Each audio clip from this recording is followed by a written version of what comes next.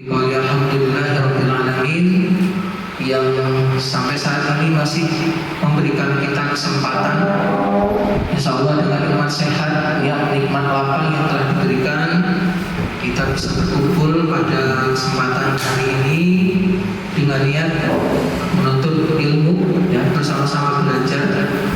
Mudah-mudahan nanti apa yang kita pelajari, apa yang kita diskusikan pada kesempatan hari ini bermanfaat dan juga nanti bisa menjadi amal jariah kita ketika kita mengajar, mendidik putra-putri kita.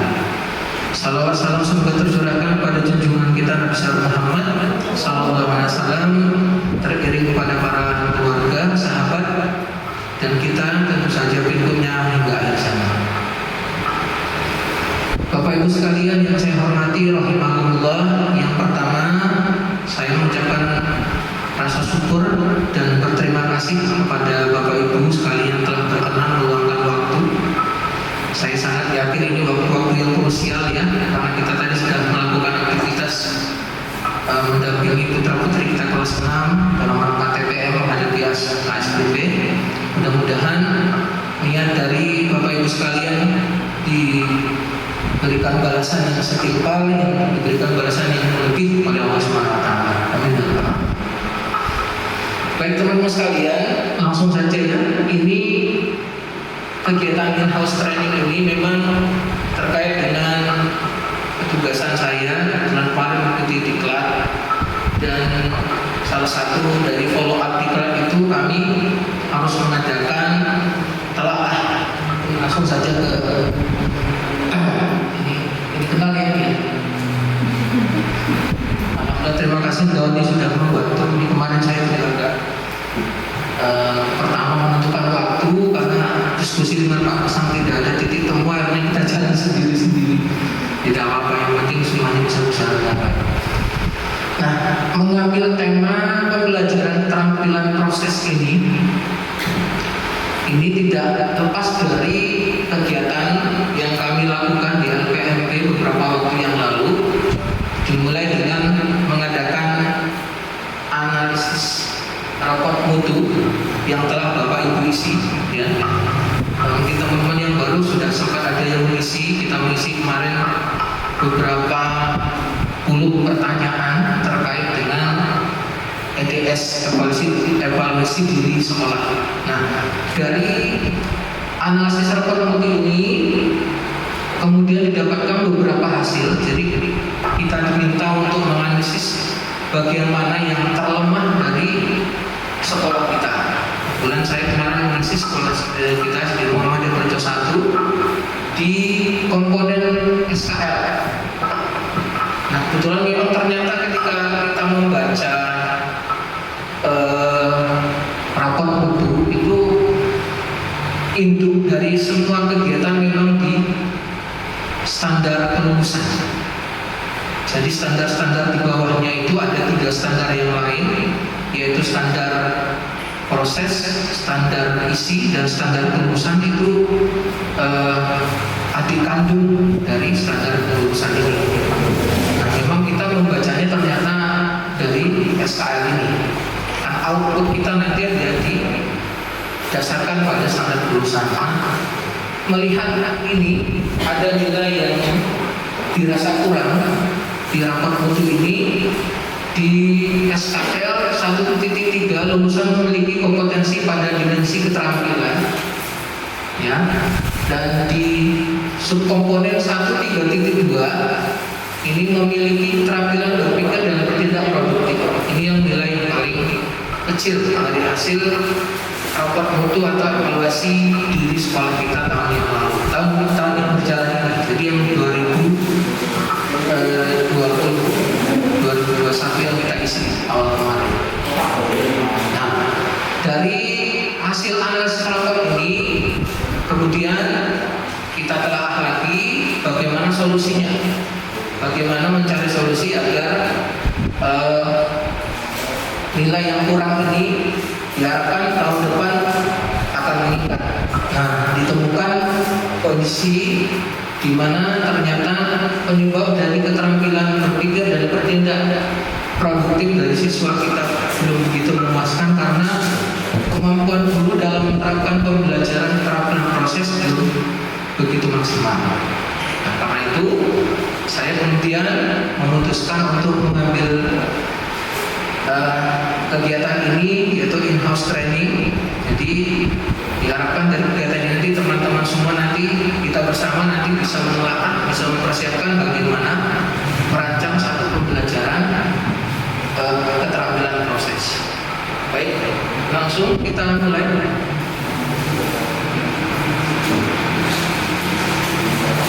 Ya, pada kegiatan IHT ini nanti ada 2 siklus teman-teman. Yang pertama, siklus pertama hari ini yaitu pendalaman materi. Kami berharap kita semua nanti setelah ini paham betul apa itu kegiatan pembelajaran proses ya. Sebenarnya nanti ternyata bukan hal yang baru, cuma istilahnya saja yang jarang terdengar. Saya juga awalnya juga sebelum mencari-cari apa itu sepertinya makhluk seperti apa gitu. Ternyata ya sudah kita jalani, cuman mungkin dengan nama yang lain. Ya, seperti itu. Nanti pendalaman materi hari ini, kemudian yang selanjutnya adalah pembuatan RPP dan praktek pada pembelajaran di kelas. Nah, nanti ini sambil jalan, nanti saya minta beberapa rekan, insya Allah nanti Bu Yaya, Bu Juwelina dan Bu Etik, teman-teman yang sudah sertifikasi, itu nanti bisa bersama teman-teman yang lain kita menyusun RPP ini.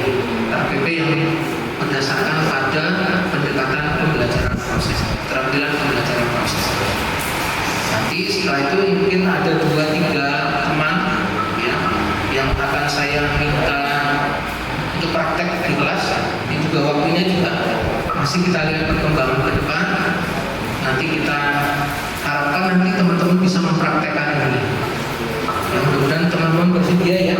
Teman-teman ya, nilainya bukan dinilai ya. Nanti terus tidak nilai. Harapan kami ini kebetulan saja memang banyak teman-teman yang baru. Jadi mudah-mudahan nanti tidak sungkan, tidak kemudian merasa takut belajar bersama-sama kita. Oke, siap ya teman-teman ya? Nggak keberatan ya insya Allah ya? Oke, alhamdulillah. Baik, alhamdulillah. Itu dari niat kita yang kuat ini insya Allah nanti hasilnya juga maksimal. Dimaksud dengan pembelajaran keterampilan proses, mungkin ada yang bisa berpendapat dulu. Kira-kira apa yang dimaksud dengan pembelajaran keterampilan proses? Kalau dari katanya kan ada proses, ada keterampilan, ada pembelajaran. Kira-kira apa ya? Ini bukan ngetes ya, saya cuma pengen tahu jauh-jauh udah ada yang paham, nanti saya jadi nanti kan dia bahasa yang lain gitu ya. Kalau ternyata teman-teman sudah paham, alhamdulillah, tinggal kita pahamkan lebih lagi. Kecuali biaya sudah tahu, dikasih slide-nya udah paham, udah tahu juga. Monggo, ada yang berpendapat? Bu Dina, kira-kira apa?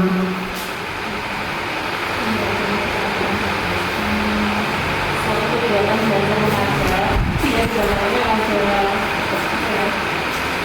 kegiatan yang kegiatan seorang guru yang mampu mengajak siswa untuk membuat sesuatu. Oh iya, baik. Intinya ada kegiatan di mana seorang guru mengajak siswa membuat sesuatu, sebuah kue, sebuah apa gitu ya. Oke, ada lagi Bu? Pak Fendi, mohon maaf, belum. Ada lagi mungkin sukarelawan? Kira-kira dari proses. Oke, baik. Terima kasih Bu Dina. Jadi jawaban Bu Dina kurang lebih betul ya. Cuma nanti konsep kalimatnya saja yang berbeda. Cuma maksudnya seperti itu. Mari kita lihat bersama-sama. Ini kebalik ya, kalau biasanya kan kita ada beberapa referensi terus kemudian baru kesimpulan. Ini saya balik dulu, ini kesimpulannya ya. Saya lihat dari beberapa referensi ada. Jadi pembelajaran keterampilan proses atau ada di beberapa referensi itu menyebutnya ini suatu pendekatan. Tapi ada beberapa referensi lagi yang menunjukkan ini memang pembelajaran keterampilan proses. Sama saja. Jadi kalau kita ingin mengadakan TPK misalnya, bagaimana mengatasi suatu masalah di kelas masa maka kita bisa menggunakan pendekatan ini, ya, menggunakan pendekatan pembelajaran proses. Jadi pembelajaran proses adalah proses pembelajaran yang dirancang sedemikian rupa sehingga siswa dapat menemukan fakta-fakta, membangun konsep-konsep dan teori dengan keterampilan intelektual dan sikap ilmiah siswa sendiri. Persis yang Budina sampaikan tadi. Jadi guru merancang kegiatan, ya, dalam satu pembelajaran di mana siswa itu diharapkan bisa menemukan fakta-fakta, membangun konsep, teori-teori dengan keterampilan intelektual sikap siswa sendiri. Kalau ada kata membangun konsep sendiri itu ada kaitannya dengan pendekatan yang lain, inquiry, gitu ya. Jadi ada pendekatan inquiry atau metode inquiry yang kurang lebih seperti ini yang diharapkan. Nah, di referensi lain ini menurut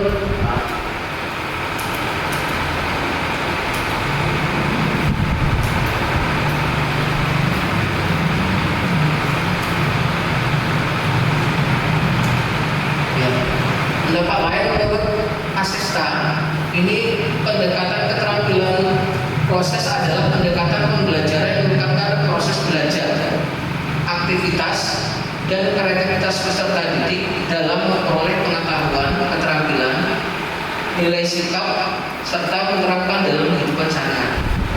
Jadi kata kuncinya tetap pada proses belajar, ya. Kemudian aktivitas kreativitas peserta didik. Jadi sama tadi sebenarnya ada aktivitas kreativitas peserta didik dalam pembelajaran itu dalam rangka dia memperoleh pengetahuan atau keterampilan atau sikap, berarti sesuai dengan K13 yang kita lakukan sekarang, ada K1, K2, K3, dan K4, serta menerapkan dalam kehidupan sehari-hari. Ya. Jadi ini lebih spesifik pada pembelajaran K13, ini lebih mengacu pada itu. Kemudian di referensi lain teman-teman, Pak Johnson Mahmudah juga mengatakan bahwa pendekatan keterampilan proses adalah pendekatan dalam proses belajar mengajar yang menekankan pada keterampilan memperoleh pengetahuan dan mengkomunikasikan perolehannya itu. Melalui proses pembelajaran yang dilakukan siswa dapat memahami konsep yang dipelajarinya. Jadi ini mengkomunikasikan. Berarti kalau ada proses mengkomunikasikan, ada aktivitas siswa juga ketika pembelajaran itu. Jadi tidak kemudian hanya guru yang menyampaikan atau teacher center lah seperti itu. Ya, jadi pendekatan proses mengajar mendekat pada keterampilan memperoleh pengetahuan dengan mengkomunikasikan.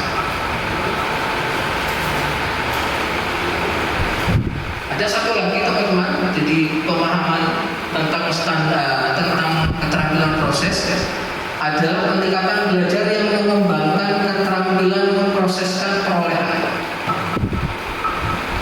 Anak akan mampu menemukan dan mengembangkan sendiri fakta, konsep. Selain itu, menumbuhkan dan mengembangkan sikap dan nilai yang diharapkan.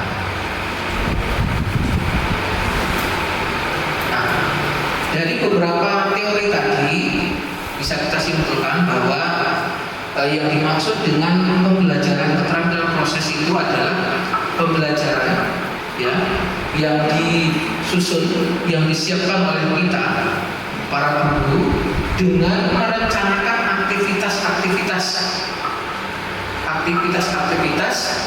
dalam rangka apa? Dalam rangka membuat siswa aktif, kreatif, sehingga mereka mampu menemukan itu tadi ada fakta, konsep, ya, yang mereka temukan sendiri dari proses pembelajaran tadi. Ya, jadi ini sebenarnya sudah bukan hal yang baru. Kita mengenal inquiry, kita mengenal juga ada contextual teaching learning, ya, yang semuanya mengarah ke situ.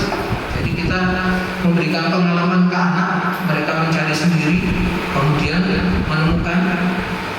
posisi kita sebagai apa nanti kita bahas. Nah, lalu tujuan dari pembelajaran keterampilan proses ini apa? Jadi yang pertama, pendekatan keterampilan proses ini memiliki tujuan untuk aktivitas kreativitas peserta didik dalam pengetahuan, keterampilan, nilai dan sikap, serta menerapkan dalam kehidupan sehari-hari. Jadi ada aktivitas, tujuannya kita membuat aktivitas dan kreativitas siswa dalam proses pembelajaran tadi, ya, sehingga mereka tidak hanya memperoleh pengetahuan, tapi juga keterampilan, nilai dan sikap. Yang kedua, siswa dapat mengembangkan sendiri fakta dan konsep.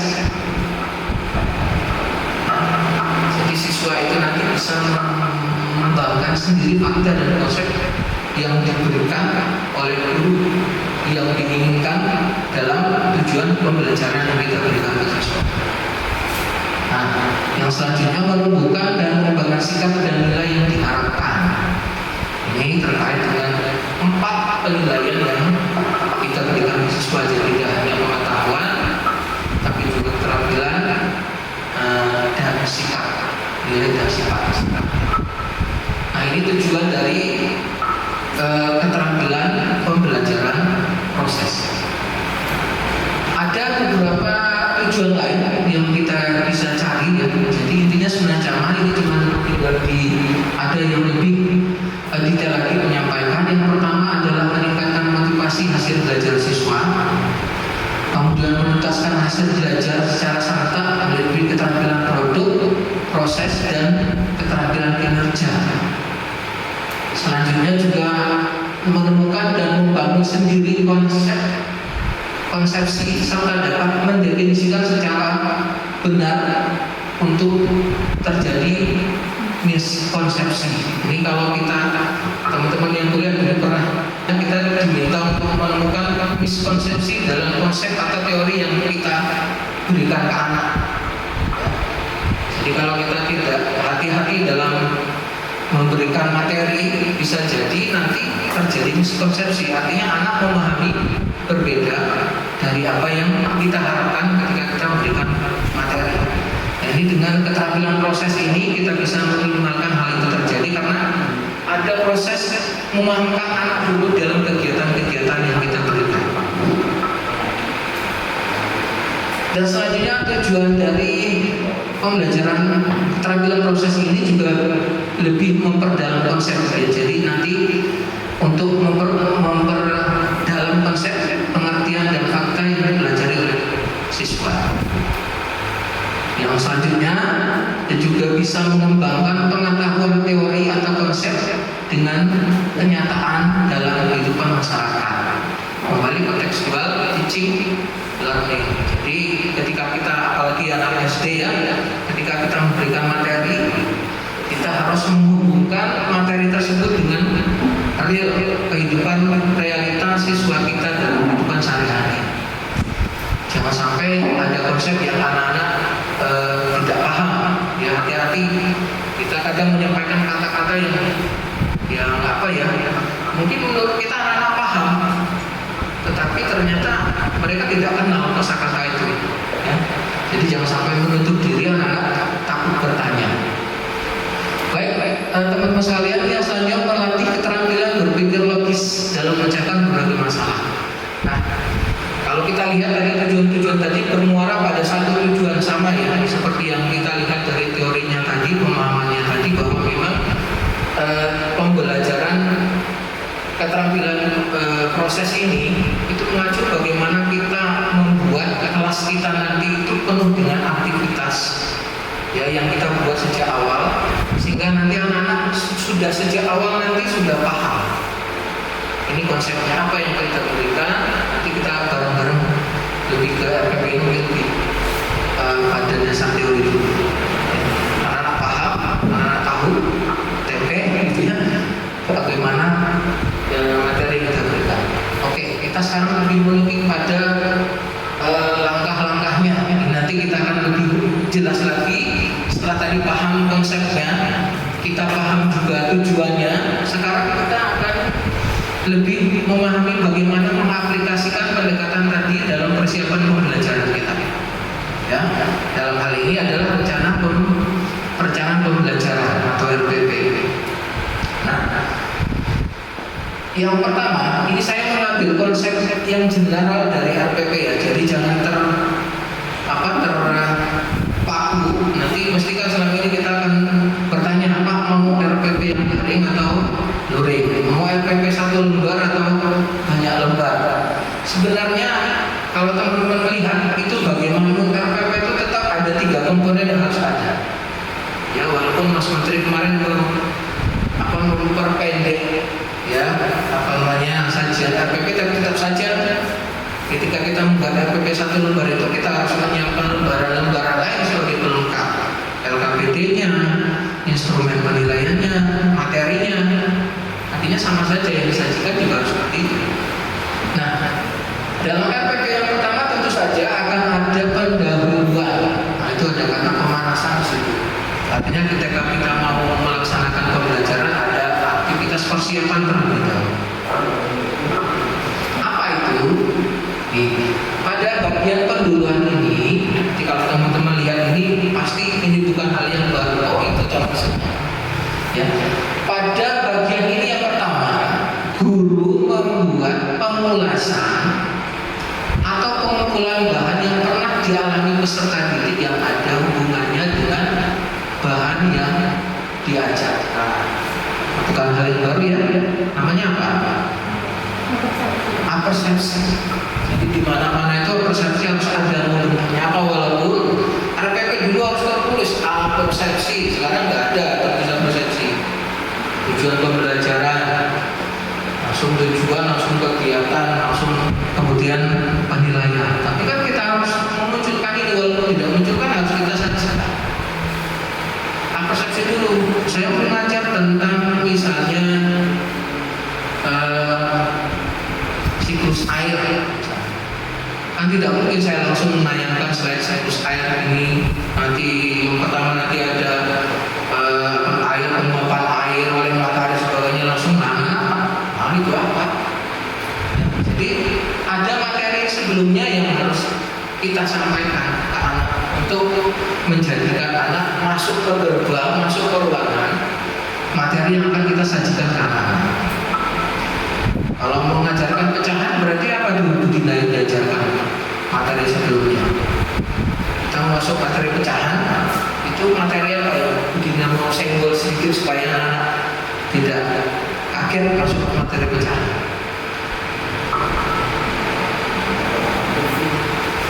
Enggak mungkin langsung pecahan adalah atau langsung ini ada gambar tahu dua gitu ya.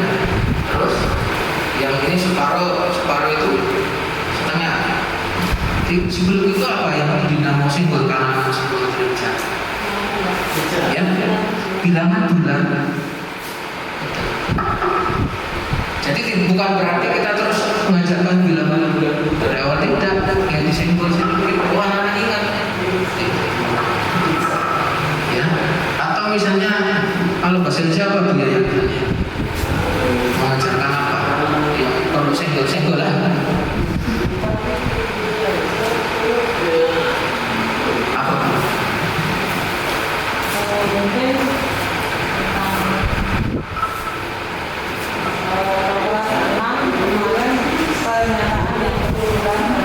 ya, pernyataan tersurat itu berarti sebetulnya anak kita paham kan? untuk memahami kalimat itu. Struktur kalimat ya. Iya. Jadi kan anak-anak mau mengambil informasi pada teks itu tidak mungkin kan kalau kita belum menjelaskan terlebih dahulu tentang struktur kalimat atau mungkin kalimat utama itu ya. Kalimat utama itu apa? Berarti informasi nanti dalam setiap paragraf ada di kalimat utama. Gitu ya. Jadi kan kita akan menerangkan sedikit, menyenggol sedikit tentang kalimat utama misalnya. Tadi ya jelas saya ini pertama memang ada, tapi terkadang ya saya paham kondisi real kita terkadang nanti kita lihat ternyata ada kelemahannya kok ini ya, yang menyebabkan kita jarang melakukan ini.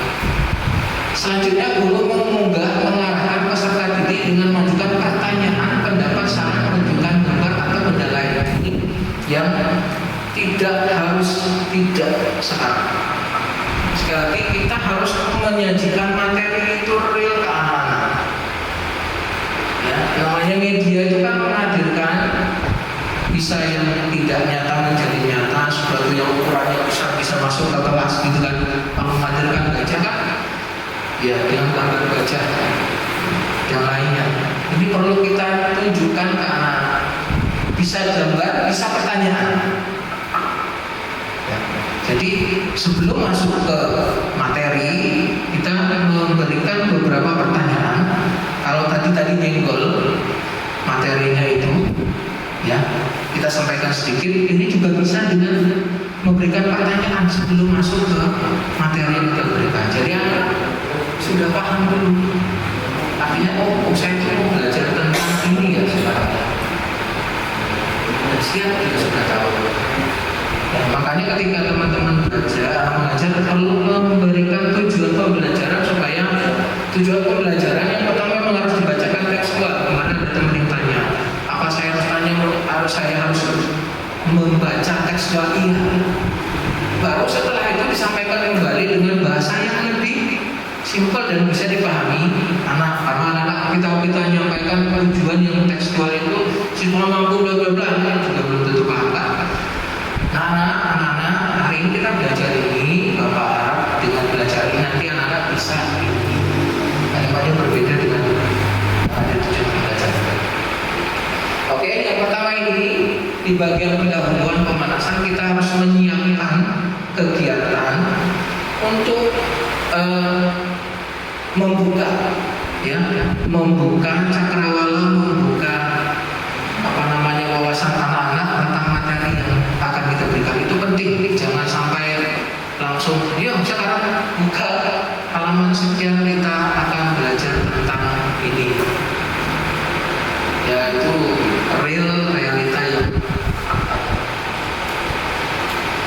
oke. Selanjutnya ketika dalam proses pembelajaran, ini tadi pendahuluan, sekarang di tahap proses pelajaran. Nah, pada tahap ini apa yang harus kita lakukan?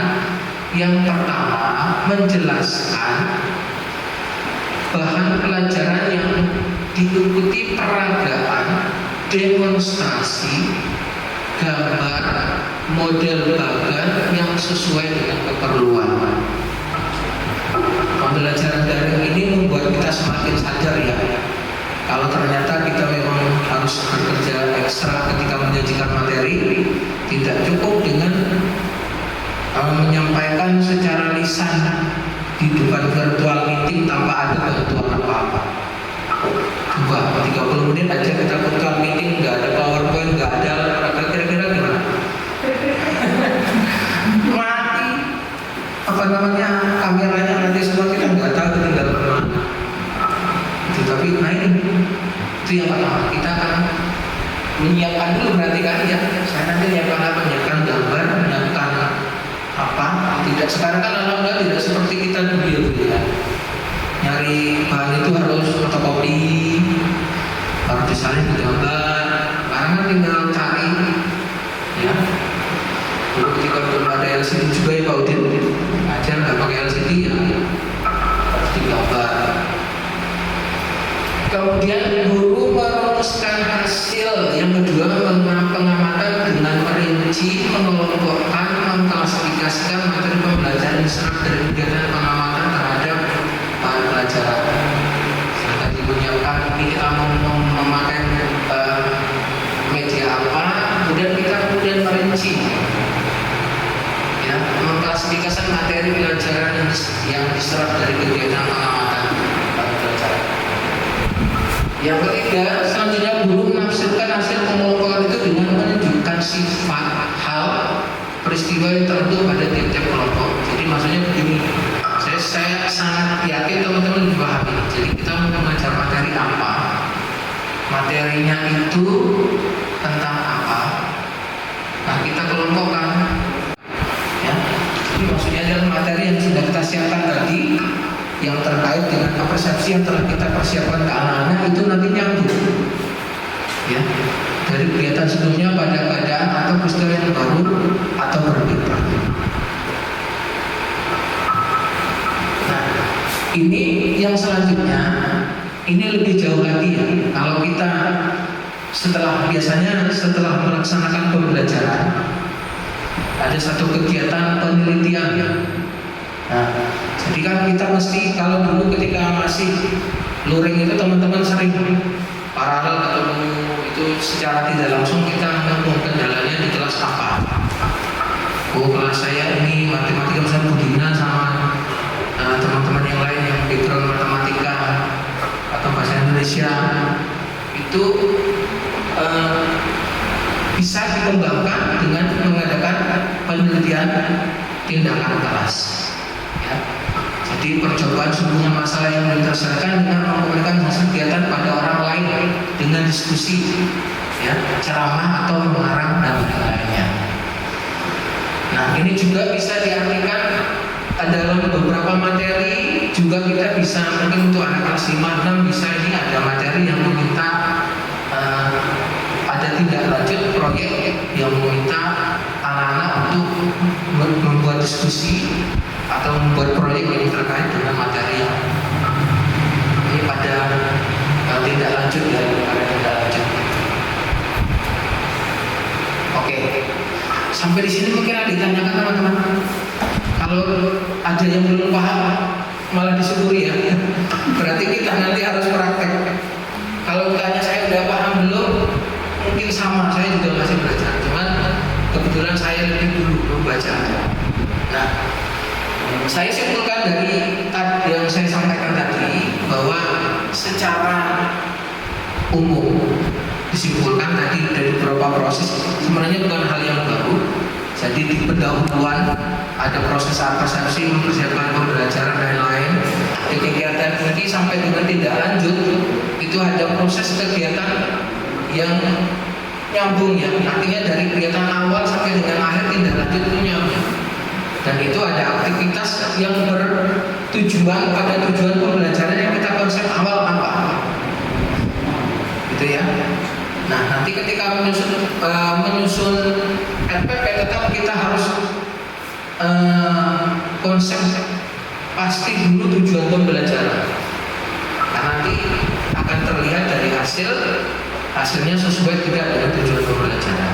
Nah, teman-teman sekalian, walaupun ini agak gampang saya yakin dari wajah-wajahnya ya, atau mungkin jam-jam kritis ini misalnya itu berapa? Jam 11. Oh iya, 20 menit lagi mudah-mudahan. Nah, setelah itu saya ingin membuka cakrawala teman-teman juga terkait dengan pendekatan keterampilan prosesi. Ketika saya baca ini ada prinsip-prinsip, ternyata di referensi lain ada yang isinya mirip, yang judulnya bukan prinsip, tapi ini jenis-jenis pendekatan keterampilan proses. Jadi kalau teman-teman lihat, oh ternyata ini tuh ada teori lain yang memakai ini, tapi sama.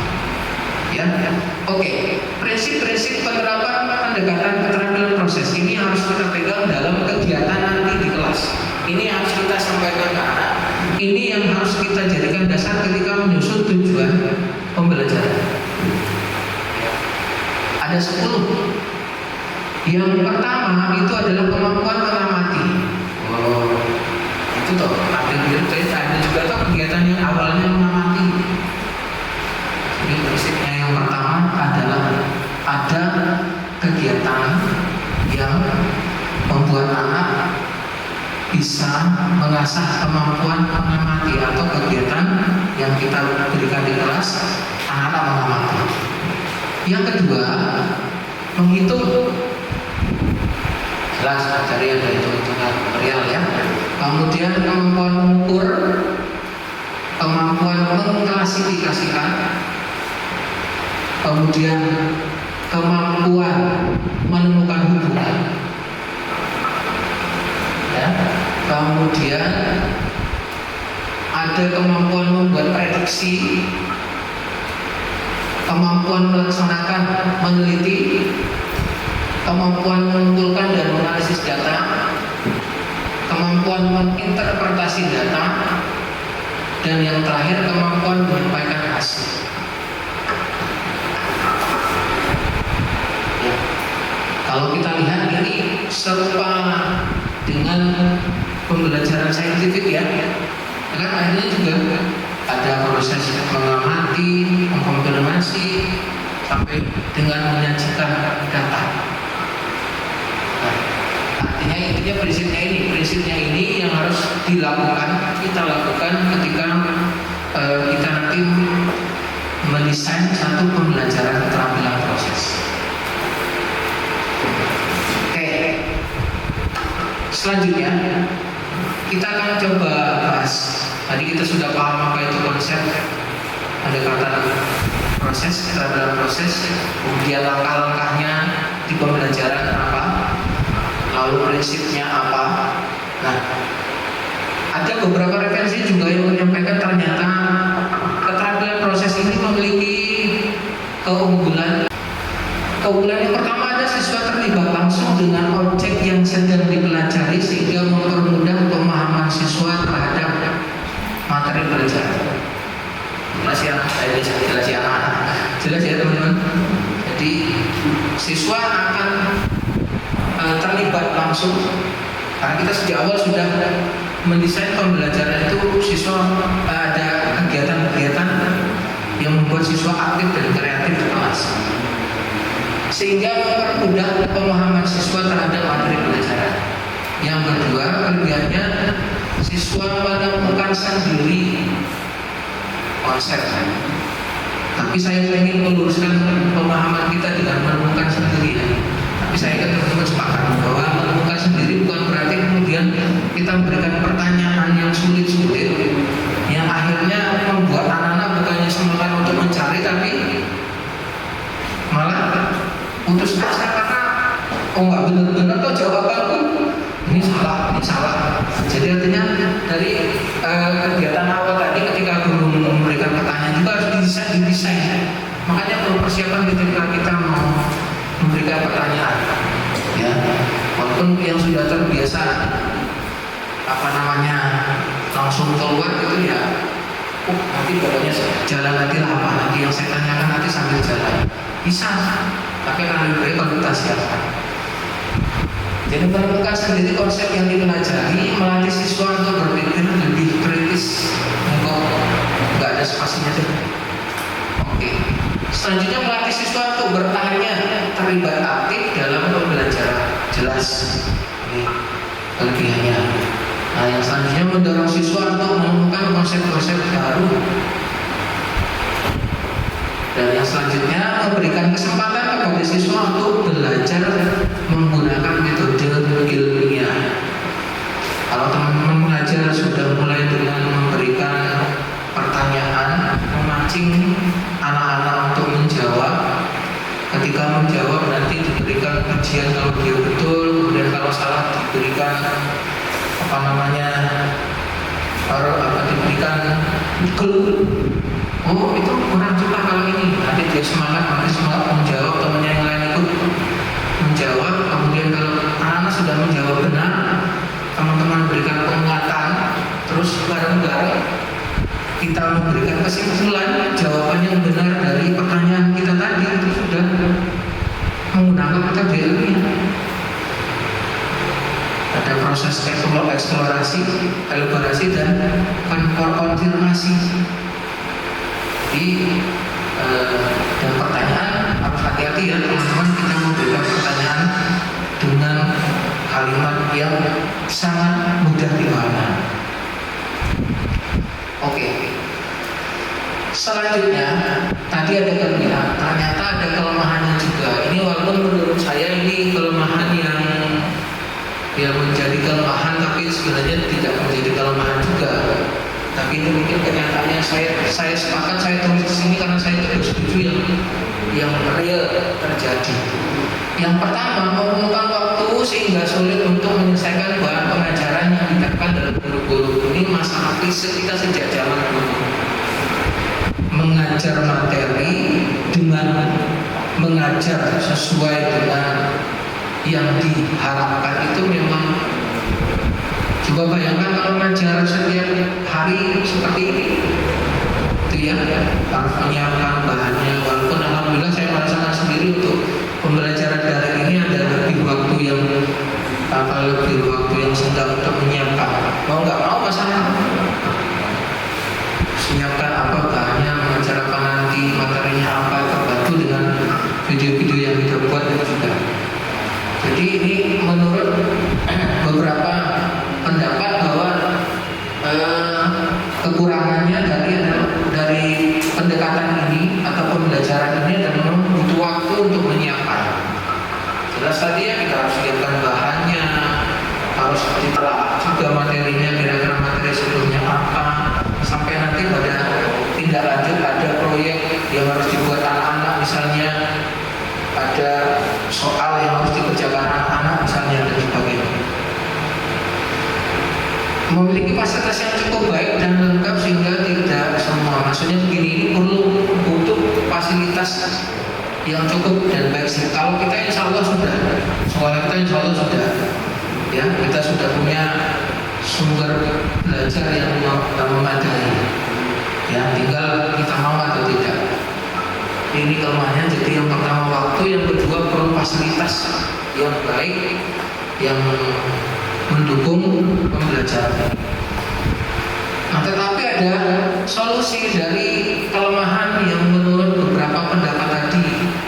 Kalau tadi masalah waktu, berarti guru harus maksimal menggunakan waktu yang telah ditetapkan oleh guru-guru, ya, sehingga tidak memakan waktu yang lama. Kemudian kalau tadi masalah fasilitas, ya berarti kita harus efektif mengatur fasilitas yang ada dan alat peraga yang ada di sekolah atau alat peraga yang kita bisa buat. Nah, kemudian tentu saja kita harus kreatif dalam proses pembelajaran agar bisa mendesain pembelajaran yang aktif pada siswa-siswa kita. Oke, itu teman-teman mungkin yang bisa saya sampaikan pas dengan target waktu kita. Mungkin setelah ini ada yang perlu dikomunikasikan, insya Allah saya bisa bantu menjawab. Saya jawab sekarang, jika tidak nanti saya lempar ke teman-teman yang lain bisa menjawab atau kita tampung dulu pertanyaannya. Oke, ini untuk siklus yang pertama ini saya ulangi teman-teman, ada pertanyaan. Nanti target kita adalah kita paham ya materi tentang keterampilan apa pembelajaran keterampilan proses ini.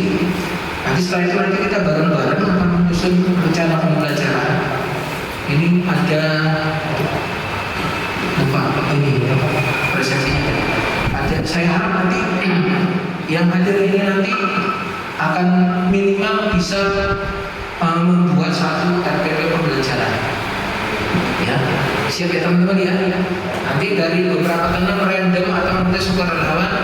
Setelah itu nanti kami minta izin untuk mendokumentasi teman-teman ketika praktek RPP ini nanti di kelas. Tentu saja ada kemungkinan virtual juga. Ya, nanti akan saya minta beberapa teman, misalnya Bu Yayan, Bu Yati atau Bu Julina untuk membantu bersama teman-teman melaksanakan siklusnya.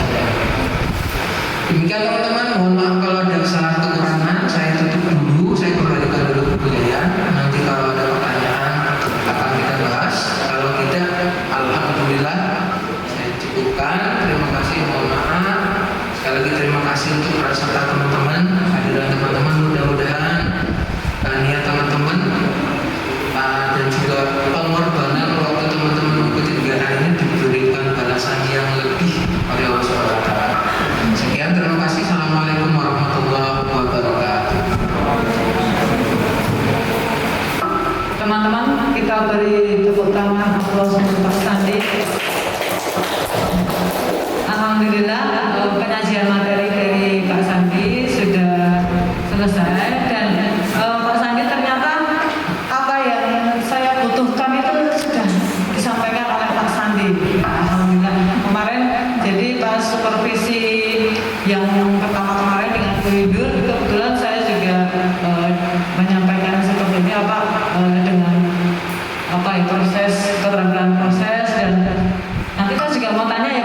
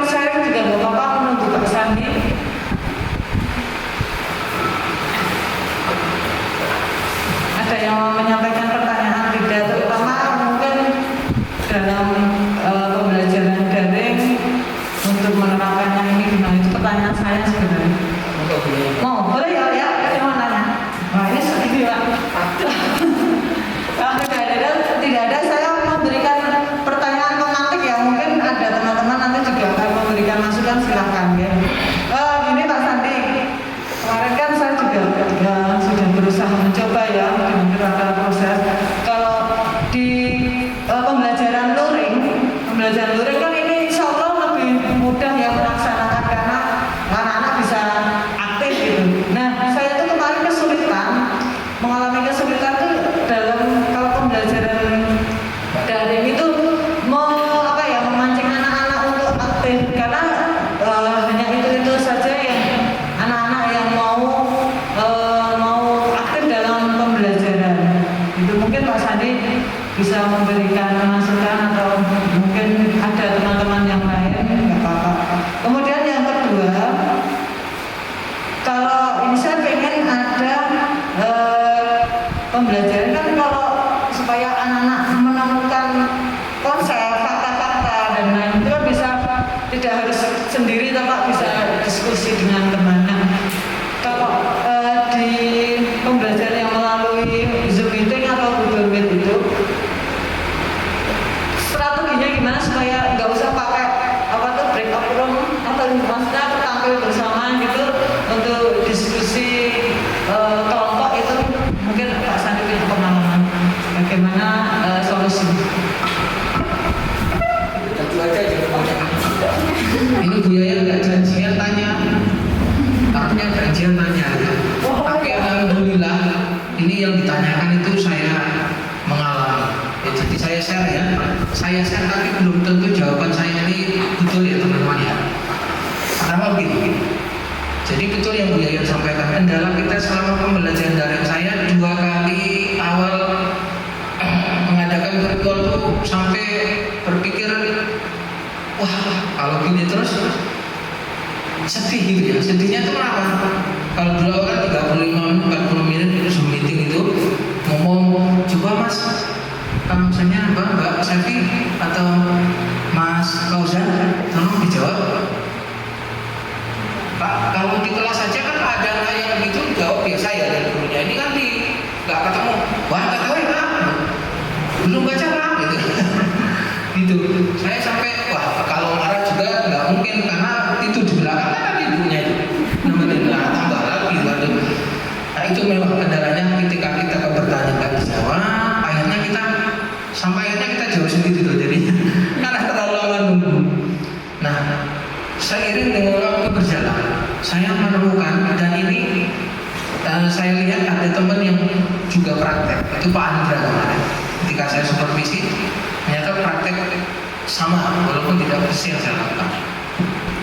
Jadi kalau saya strategi tanya jawab itu, ketika kita melalui daring itu kita memang tidak bisa mengharapkan anak-anak menjawab lisan secara penuh karena tidak semua anak punya keberanian untuk menjawab.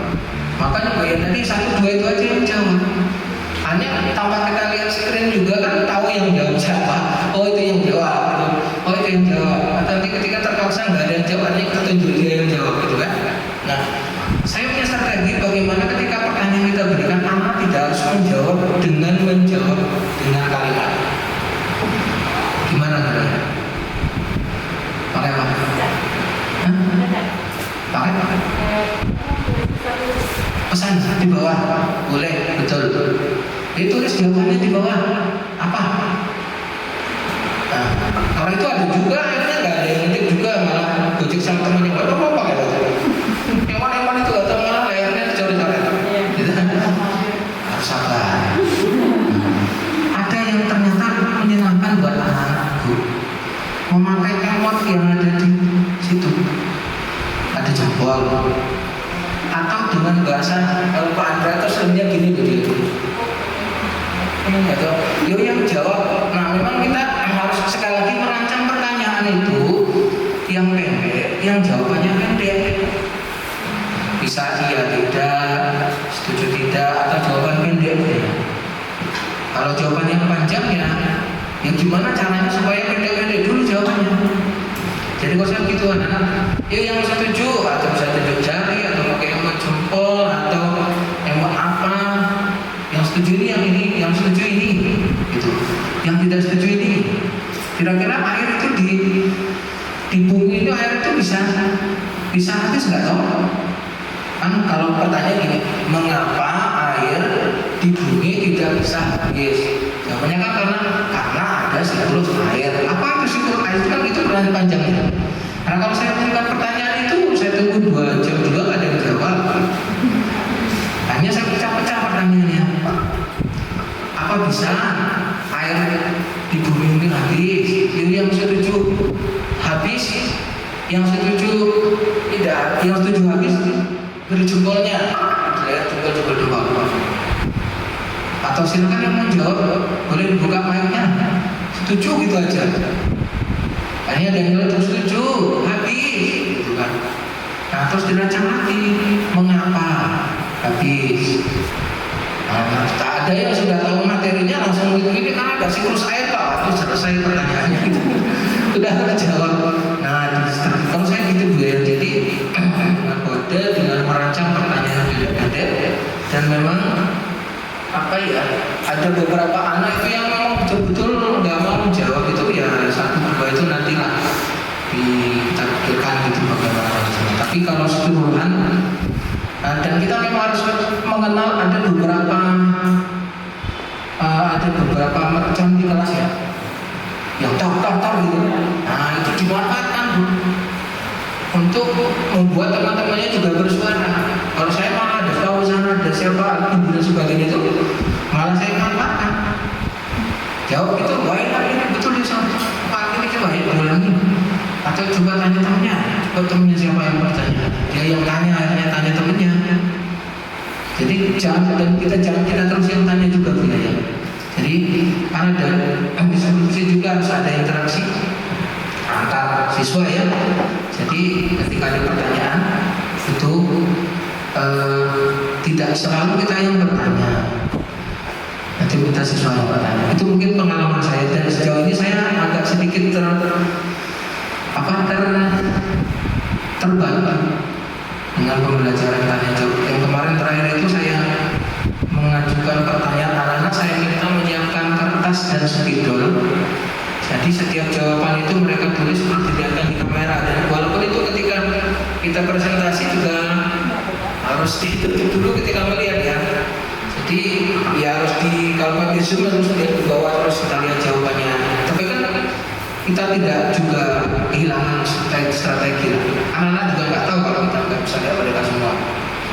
Oh mas, ini jawabnya ini setuju, jadi jawab ini. Jadi ditulis di spidol di atas itu pakai tulisan agak besar, nanti ditunjukkan di kamera. Kembali nggak misalnya ada yang kembali juga dan misalnya. Itu. Kemudian yang kedua, yang tadi bagaimana percobaan ya, tidak diskusi ya, diskusi tanpa harus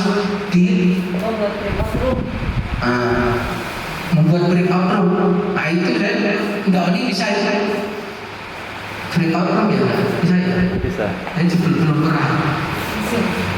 Tidak semua Zoom bisa tetapi ya? Tidak semua Zoom bisa. Ah itu kita harus punya Zoom yang ini ya. Yang berbayar. Yang berbayar. Kalau itu saya kira tadi bagaimana kalau di luar itu kalau saya pahami pertanyaan kedua tadi berdiskusi tidak di room berarti ya kita berikan materinya dulu di luar virtual gitu. Tapi kalau misalnya breakout tadi mungkin perlu fasilitas dari Zoom itu yang memang yang berbayar atau bukan yang free. Saya juga pengen gitu ya, nanti kita coba ya. Pengen gitu jadi langsung lepas nanti di breakout ke beberapa ruangan nanti terus kembali lagi. Kita kemarin jadi guru pamor. Itu Bu ya, mungkin itu sedikit mudah-mudahan sedikit juga menjawab. Mungkin teman-teman ada silakan Bu yang baru-baru, Pak Pendi, Bu Sri, Bu Lia. Ini saya bersyukur alhamdulillah guru olahraga kita.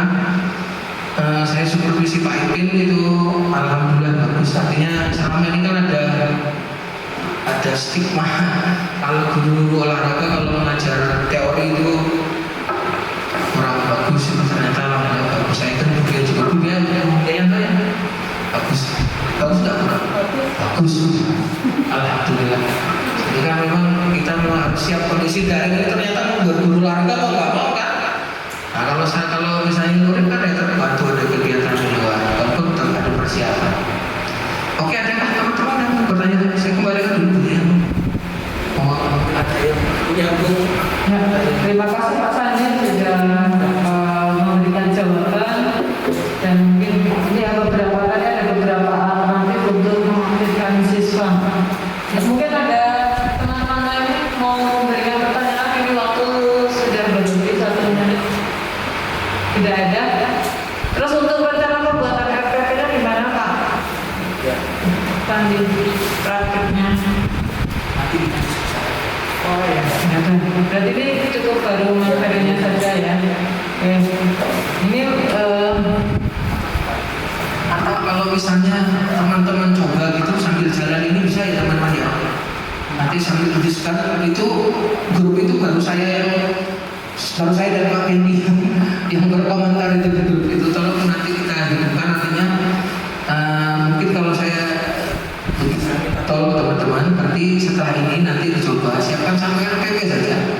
Berdasarkan teori ini kita susun, nanti misalnya mau diskusikan ke saya bisa, ke biaya bisa, ke Bu Eti atau ke Bu Lina, nanti kita pelajari bersama. Itu ya, saya kira kalau nggak praktek nanti baru tara teori ya begini, jadi kita nggak praktek, maka kita coba. Nah, nanti setelah itu, karena kita tanggal 4 besok kan sudah diliburin, sudah selesai kan?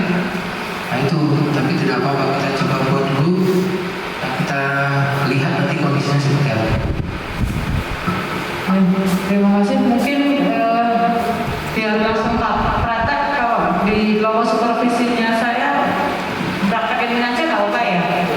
Dan langsung masih mau saya berdiri. Aku juga besok supervisi 2 juga ada masukan-masukan dari Bu Indo, nanti bisa kita diskusikan bersama. Untuk teman yang lain juga saya harapkan di supervisi 2 juga mempraktekkan untuk ini ya, keterampilan proses, karena ya insya Allah akan bermanfaat ya kalau kita mengaktifkan siswa-siswa bukannya. Jadi mengurangi apa ya tadi bicara center tadi ya. Demikian, kalau tidak ada pertanyaan, tanggapan dan masukan, terima kasih Pak Sandi sudah memberikan penyampaian materi yang sangat kita butuhkan, terutama dalam ini ya, saat ini pembelajaran daring ini. Alhamdulillahirobbilalamin.